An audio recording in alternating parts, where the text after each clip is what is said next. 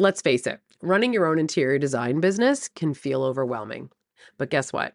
You don't have to do it alone. I am so excited to introduce a brand new way to get the support you need. One-on-one mentorship with me, Laura Thornton, your interior design bestie. In just one focused hour, we'll dive into whatever you need most, whether that's pricing strategies, client management, presentations, attracting clients, building up a repeat business, or just getting out of the hamster wheel. You'll get clarity, strategy, and expert advice based on my 28 years of running a thriving business and over the last decade, a seven-figure design firm.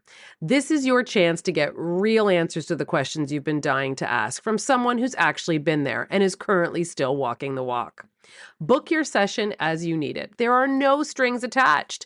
You'll walk away with personalized, actionable advice that you can implement right away. One-on-one, 1-hour sessions as you need it. Head to the website or click the link in the show notes to book your mentorship session, and let's build a beautiful, profitable business that you've been dreaming of together. Welcome to the Business of Beautiful Spaces, a podcast that's specifically for interior designers and decorators. This is the podcast for designers and decorators who love creating beautiful spaces, but also know that building a profitable business is what makes it all sustainable. Hi, I'm Laura Thornton, and after nearly 30 years in the interior design industry and building a seven-figure design firm, I know firsthand how lonely it can feel running your own business. Making big decisions without a boardroom, without a business partner, or another executive team member to walk things through. That's exactly why this podcast exists. Think of me as your interior design bestie, the place you come for honest conversations, real action items, and a clear to-do list that you can apply today to move the needle forward and improve your bottom line. And if you can't get the answers you're looking for here, one-on-one mentorship with me is always available because no designer and decorator should have to figure this out alone. My goal with every episode is simple: to help you build a more profitable, confident design business and propel you into sustainable, successful future. So let's dive in. Welcome back to the Business of Beautiful Spaces. I'm really glad you're here because today we're getting to a question that most designers avoid. How much are you paying yourself? Not how much revenue the business generated, not how much money moved through your bank account last quarter, not what you transferred to yourself after one particularly good project profits, but how much are you consistently paying yourself? Is it every 2 weeks? Is it once a month? Is it quarterly? Do you know that number? Is it planned? Is it budgeted for? And is it treated like every other expense in your business? Or are you waiting to see just simply what's left over? Here's the question we all have to sit with as we get started. If your business were your employer, would you still be working there? Would you accept a job where the pay was unpredictable, sometimes generous, sometimes nothing, and nobody could tell you when the next check was coming? Most of us would walk away. And yet many of us have built that exact job for ourselves. So today we're talking about why compensation has become such a priority, not an afterthought.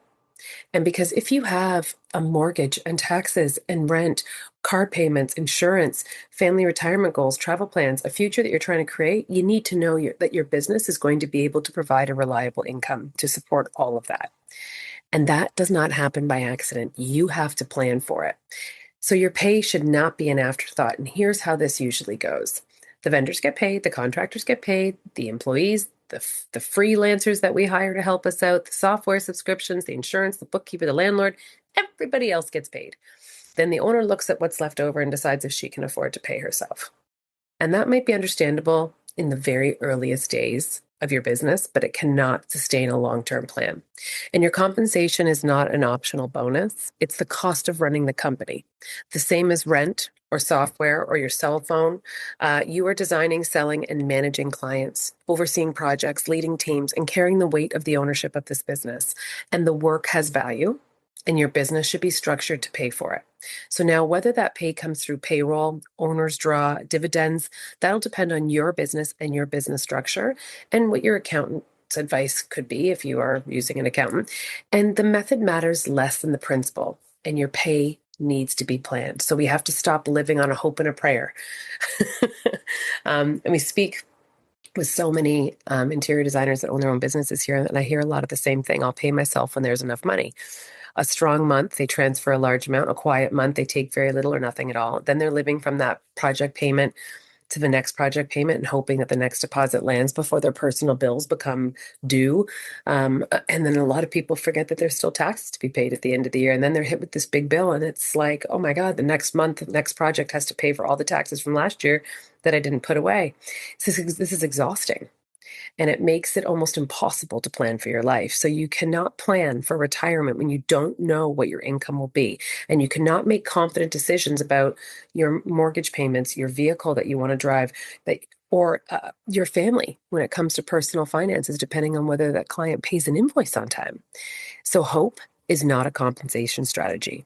A healthy business decides what the owner needs to earn and then builds the revenue, pricing, the margins, and the project mix required to support that amount. Notice the order here. The pay comes first. The plan is built around it. We need to choose what you think your ideal salary would be. So step one, decide what you want the business to pay you. This number doesn't come from thin air. It comes from your real life. What does it cost to run your household?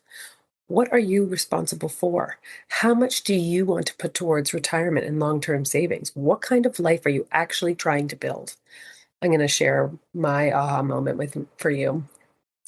I knew that if something ever happened to my husband, our kids were little and I was starting this business, that everything would have to change because I couldn't sustain anything with the income I was making. The home that we lived in, their security blanket of everything they knew would have to be pulled out from underneath them if, God forbid, anything ever happened to him. Now, nothing was wrong with them. This is just the way my mind worked. But I knew if something happened to him, not only would our family dynamic would change without him, but we would have to move. I would have to uproot my children out of the area that I grew up in and they grew up in because I simply couldn't afford it.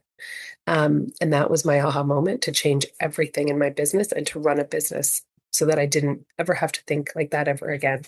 And I get that that's kind of daunting and overwhelming, but that was really the aha moment for me. So that's how I remember thinking that I had needed to change my business. And that is when everything shifted for me. So let's say that your goal is to make $96,000 a year. That means that the business needs to support roughly $8,000 a month in owner's compensation. That's profits. That's not revenue, that's profits. And that number now becomes part of your monthly financial plan.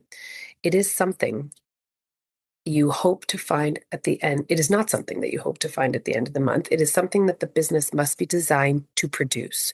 And listen, your first target might be lower than your ideal, and that's totally okay. What matters is knowing the destination. If you're paying yourself $4,000 a month today and your goal is $8,000, now we have a measurable gap and we have to plan to close it. So instead of hoping things improve as you grow. So there's a real difference in I want to make money this year and I need a business to produce $8,000 a month for me. And here's what's going to have to change. One is a wish and the other is a plan. Once you know that number, it's going to become your North Star and everything works backwards from it. We're going to reverse engineer this. If the business needs to pay you $8,000 a month, how much revenue does that need to generate? You have to know your gross profit and you have to know how many projects you're going to need to do that. You're going to know how many construction projects, consultation projects you need to book, how many of those typically come into full service projects, what mix of large projects and smaller projects and consultations will get you there. This is where numbers and data become really important. And if you don't have that, don't worry. That can all come in time. If you listen to the podcast, you'll learn that. When the Profit Academy opens in September, you can take that course and we teach all of that within that. But you have to know how to reverse engineer to get to that 8,000 clear a month. And that's what knowing your numbers is so super ridiculously powerful. And your numbers remove all the mystery. There's no hope and a prayer here. They show you exactly what the business needs to do and whether your current pricing and your pipeline can actually do it. The one thing that matters enormously in our industry is to be lean, right? So you have to know your expenses as well. You need to run lean. And in interior design, a lot of money moves through the business without belonging to the business. A client pays a large invoice for furniture, lighting, and freight. The bank balance looks good and wonderful for about 1 week. And then most of that money is already spoken for. It belongs to your vendors and it is your project cost. It's not available for you to pay mortgage payments, rent, cars, insurance. That's why top line sales is so misleading. Revenue. A design business can post really impressive revenue, but still struggle to pay its owner consistently. And what you need to understand is that what remains after the direct cost of delivering the work and after the overhead, the team's costs and taxes, only then can you see whether your business model truly supports your income. Revenue is super exciting, but profitability is what pays you. And one more distinction, because this trips up a lot of owners. Your compensation pays you for the work that you do. You are the principal designer, you are the salesperson, and you're the CEO. And the business should pay for those roles. So profit is different. Profit is what the business earns after all the expenses are covered, including your pay. It rewards ownership, risk, and the capital that you've invested. So it shouldn't just be that you pay yourself and now there's no money in the business. There still should be money in the business to be able to run when things aren't as great as they are. Maybe one year is different from the next year. And the capital that you can invest in future ways. These are not excuse me, competing goals. They are healthy. A healthy company pays its owner a proper salary and still generates a profit for the business. Here's the trap. When every dollar you transfer to yourself gets mentally filed as profit, you lose sight of whether the business is actually paying you fairly for your work. So moving money into your personal account does not make the business profitable. You need to know what the money represents and whether the company is still healthy after it's paid.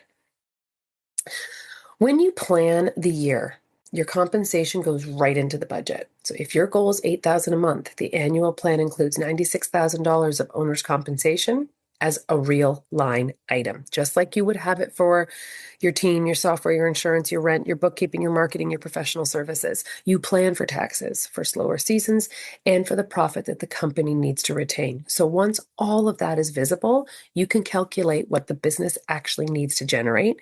And that is far stronger approach than picking a sales goal out of thin air and hoping it covers everything. So start with what the business needs to support and build the business sales plan around that. Then break your annual target into quarterly goals, because it looks a lot easier to digest as quarterly, and even further into monthly goals so that you can measure as you go. And if the first quarter falls behind, don't worry. You know that you're still early enough to act. And maybe you can improve your consultation conversion rate. Maybe you can raise your pricing. Maybe you can adjust your project mix or trim expenses. But what you're not going to do is wait until December to discover that the business didn't produce what you needed. And then you're shocked. So now let's be honest about our industry. Design revenue is lumpy.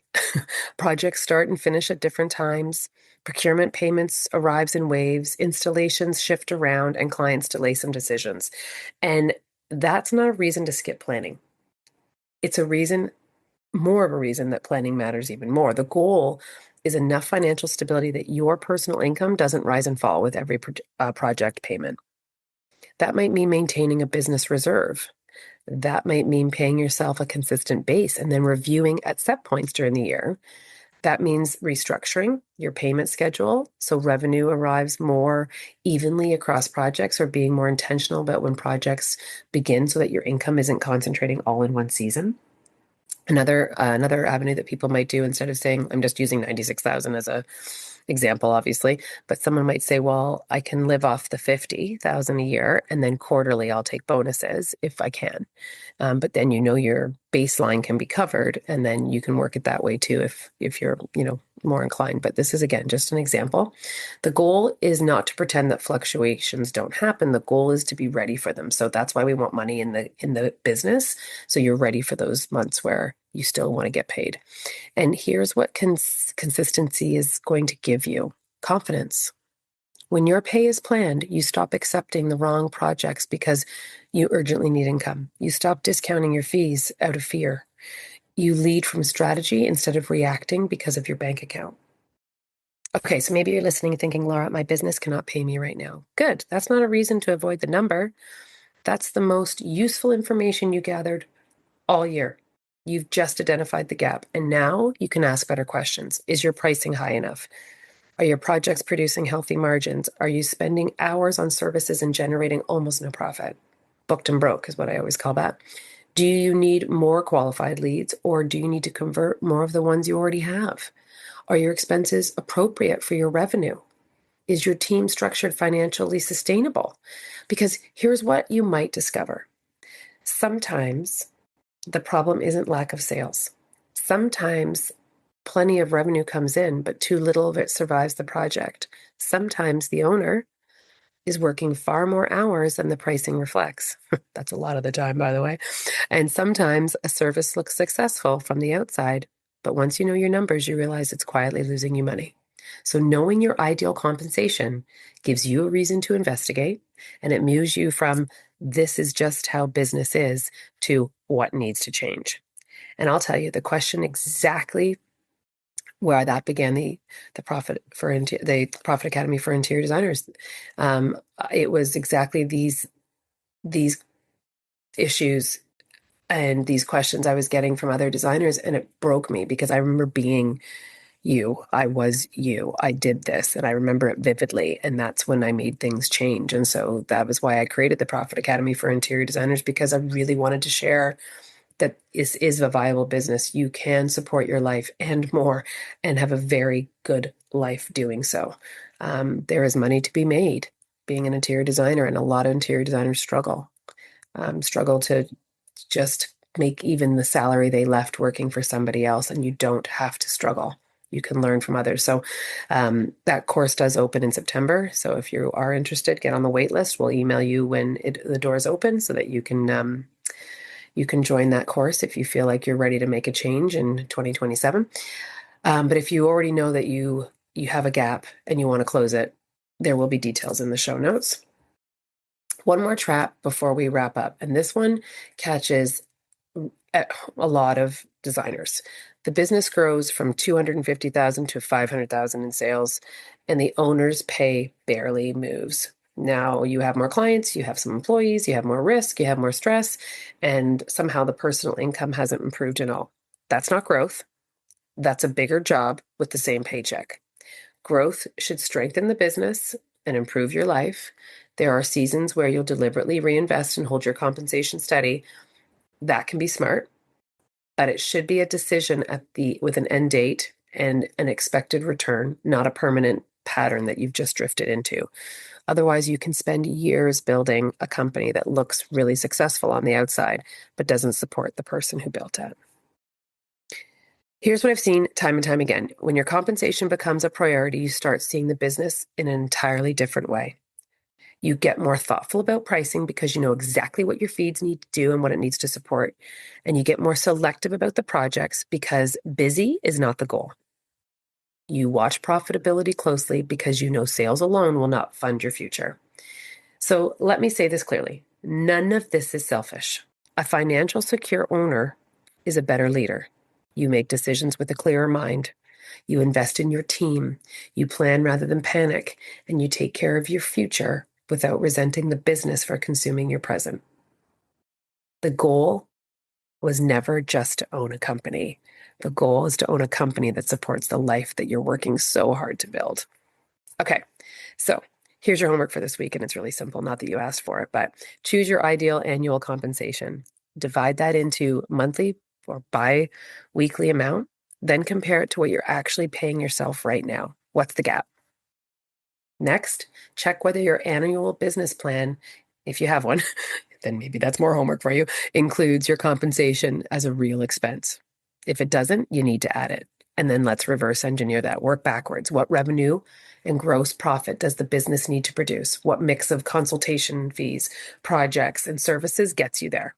Does your current pricing support this plan? You don't need to solve everything in one afternoon, but you do need to stop avoiding the number.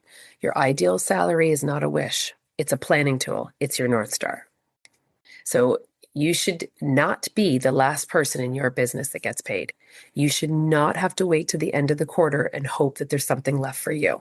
Your compensation belongs in the plan at the beginning. Decide what you need, build it into the budget, understand the revenue and the profit that is required to support it, and measure your progress all year long. This is exactly the kind of work that'll get you and move the needle forward. You deserve to know that your business is capable of providing, and you deserve the plan for your your mortgage or your savings, your retirement fees, your travel plans, and with anything you want to do with your family with confidence. And you deserve a business that rewards you for the talent and the leadership and the energy you're pouring into it. So before you go to run away and go do your homework, a completely free way to support this show and me is by leaving us a rating on Apple Podcasts or Spotify, anywhere you listen to the show. We would greatly appreciate it. Tell us what you love. Share an episode that made you look at your business differently. Your reviews help other designers find this podcast, and it helps us keep having practical, honest conversations like this one. Thank you for spending time with me. Keep creating beautiful spaces, keep building better businesses, and remember that your pay is not what happens after everything else is taken care of. It's part of the plan. I'll see you next week.